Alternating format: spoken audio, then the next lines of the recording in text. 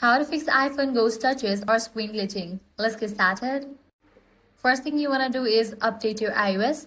For that, launch your Settings app, scroll down and navigate to the option General. Click on Software Update. If any updates are available, just update your software to its latest version. Outdated software can cause screen issues. Next thing you want to do is restart the phone. You can head back, scroll all the way down and click on the option Shutdown. Wait for a few minutes, then power on your phone. With these, your issue might be fixed. Next thing you want to do is remove the case and clean the screen. Dot or pressure from a cheap screen protector can cause ghost touches. Clean the screen gently. You'd be surprised how often this fixes it. Next, reset your device. For that, click on the option Transfer or Reset iPhone.